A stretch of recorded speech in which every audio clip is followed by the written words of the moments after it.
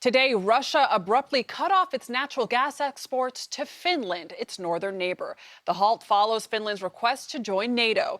The war in Ukraine has destabilized the region and the global food supply. CBS's Imtiaz Tyab is in Odessa.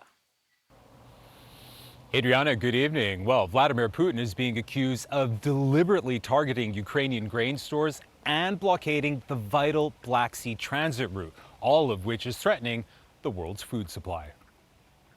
This is the moment a Russian missile targeted a grain elevator in the eastern city of Dnipro earlier today, as Moscow's war on Ukraine becomes a battle for the world's food supply. Secretary of State Antony Blinken accuses Putin of using food as a weapon. The food supply for millions of Ukrainians and millions more around the world has quite literally been held hostage. Ukraine is known as the breadbasket of Europe and is a major exporter of wheat, maize, and sunflower oil. According to the United Nations, 1.7 billion people in more than 100 countries are directly affected by Ukraine's inability to export grain from its ports. The fear is, as global supplies shrink and prices go up, it could trigger unrest in developing nations that so desperately rely on the food aid.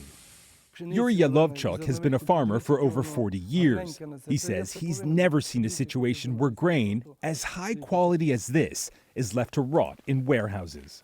Who do you blame for all of this? Putin is responsible for this, for invading our country, killing innocent families, and destroying our lives, he says. He's the one to blame for everything. Across Ukraine, and over 22 million tons of grain are sitting in silos waiting to be exported. If that doesn't happen soon, it'll have to be destroyed to make room for the next harvest, which is in just a few weeks. The Ukrainian government says it's creating land routes to try to get as much to the global markets as it can. But Yuri Yalovchuk says, for farmers like him, it'd just be a drop in the bucket. I know it will be tough, he says, but we will overcome this. The main resource of Ukraine is its people.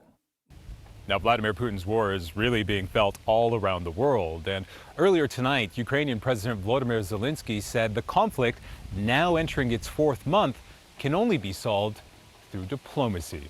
Adriana. Imtiaz Tyab, thank you.